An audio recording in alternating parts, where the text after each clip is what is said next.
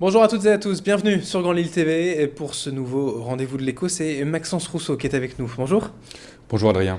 Alors vous êtes le gérant de la société Eurafibre basée dans la métropole lilloise. Alors Eurafibre, on entend fibre, on parle de fibre optique, c'est ça le métier de l'entreprise? Tout à fait. Le métier d'Eurafibre est de poser et d'exploiter de la fibre optique dans la communauté urbaine de Lille ainsi que dans la région Nord-Pas-de-Calais. Alors on va en reparler en détail dans les 6 prochaines minutes. Déjà rappelez-nous quand même un petit peu l'historique de la société. Tout à fait. Eurafibre est né en 2011 d'un constat que les opérateurs nationaux n'offraient pas des débits suffisans par rapport aux besoins entre data centers. Alors c'est-à-dire en fait si on allait voir des serveurs comme Bouygues Télécom, SFR ou des choses comme ça, il n'y avait pas assez de puissance chez eux? Voilà, tout à fait. Aujourd'hui, on parle beaucoup du cloud, qui est un mot-clé très à la mode depuis quelques années, mais des centres informatiques, donc des data centers, sont des extrêmement gros consommateurs de bandes passantes et les opérateurs sont plutôt habitués à fournir des entreprises ou des particuliers plutôt que ces énormes consommateurs de bandes passantes. Alors vous installez la fibre optique, vous reliez entre eux, ces clients? Tout à fait. Donc en fait, on a démarré notre activité en interconnectant différents data centers de la région lilloise, ce qui nous a permis dans un second temps d'offrir des services de haut débit aussi aux entreprises. Donc on a fait d'une pierre deux coups en profitant de cette infrastructure réseau que nous avions installée. Alors la fibre optique, voilà, on en parle beaucoup, mais si vous deviez dire en 2 mots, vraiment, c'est mieux?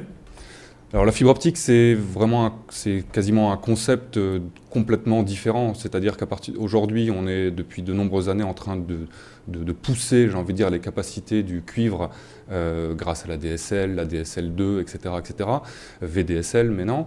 Mais on voit qu'on arrive aux limites de la technologie cuivre. Et un des challenges des entreprises et plus généralement de l'ensemble des collectivités va être de basculer dans cette nouvelle ère qui est la fibre optique, sur lequel aujourd'hui on utilise peut-être 1/100e ou 1/1000e de ses capacités, vu qu'on n'est pas encore arrivé technologiquement aux limites de la fibre optique. A l'inverse, pour le cuivre, donc le téléphone classique, ça fait des années qu'on utilise des ruses et des ingénieries de plus en plus complexes pour arriver à exploiter et offrir du haut débit. Mais alors, rapidement, pour donner un chiffre, ça va quoi? 10 fois plus vite? Chez moi, j'ai un abonnement ADSL 20 mégas. Ici, on parle de quoi avec la fibre optique? On n'a pas véritablement de limite aujourd'hui. D'accord. Donc c'est là où est vraiment le fossé clair. Aujourd'hui, les offres qu'on peut voir au niveau grand public, fibre optique, parce qu'on en parle beaucoup dans l'ensemble de la France, sont finalement n'utilisent que 1/100e ou 1/1000e de la capacité de ces fibres. Donc ça va permettre des usages qui n'ont pas encore été inventés. Et c'est ça la révolution de la pose de la fibre optique. Mais alors la pose, votre société, vous êtes dépendant de France Télécom, des pouvoirs publics, d'autres entreprises ou vous déployez vous-même le réseau de fibre? Alors on a cette particularité et on est les seuls à ma connaissance dans le Nord-Pas-de-Calais à poser nos propres infrastructures et notre propre fibre optique, ce qui nous permet d'être indépendants d'autres opérateurs, donc de pallier ce problème de débit que j'évoquais au départ. Néanmoins, évidemment, nous collaborons beaucoup avec la communauté urbaine de Lille, que ce soit pour utiliser les lignes de métro, les réseaux de signalisation, toutes ces infrastructures que met à la disposition Lille Métropole nous permet de déployer plus vite et à moindre coût, et en évitant aussi de gêner les usagers en ouvrant les routes à tout va. Oui, on parlait de coût, alors ça va peut-être être difficile pour vous de nous donner, pas forcément un prix, mais un coût pour déployer ce réseau pour les entreprises. Est-ce qu'on peut quand même le chiffrer? Ce coût, il doit être important. Alors tout à fait, à partir du moment où on ouvre les routes, où on fait du génie civil, on va se retrouver dans des coûts qui sont de l'ordre de 150 € du mètre, en fonction parfois un petit peu moins en fonction de la typologie de travaux et de la typologie de route. À l'inverse, quand des fourreaux, donc quand de l'infrastructure physique existe déjà, on va être en dessous de 10 000 € du kilomètre. D'accord, mais pour les entreprises, passer à la fibre optique, ça devient vital? Alors, les parcs d'activité sur la région de Villeneuve-d'Ascq, sur la région de Lille, ont la particularité d'être forcément en périphérie du fait des mètres carrés, on va dire, qui étaient disponibles à l'époque. Et ces zones en périphérie sont généralement très mal desservies en ADSL.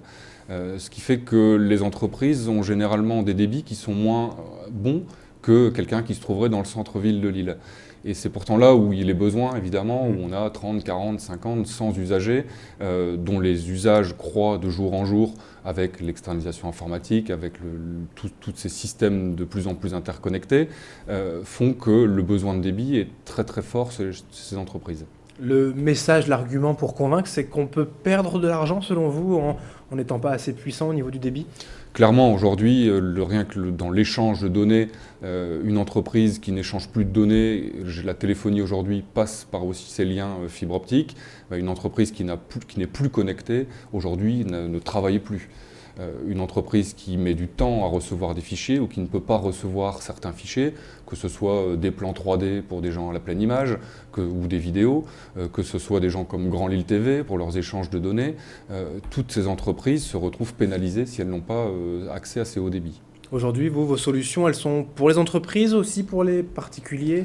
Alors à ce jour, on s'adresse uniquement aux entreprises. Du fait de la demande des particuliers qui est un petit peu spécifique, parce que généralement les particuliers ne vont pas chercher spécialement des volumes importants, donc des débits importants, mais vont plutôt chercher des services associés, comme la télévision, la téléphonie, etc. Nous, on se veut rester un pure player au niveau de la donnée, de la data. Merci beaucoup Maxence Rousseau d'avoir été avec nous. On suivra bien sûr ce déploiement de la fibre optique dans nos prochaines éditions sur Grand Lille TV. Merci d'avoir été avec nous. Je rappelle que vous êtes le gérant d'Aurafibre. Merci à vous. Bonne journée. Et merci à vous de nous avoir suivis sur Grand Lille TV. Dans un instant, l'information continue.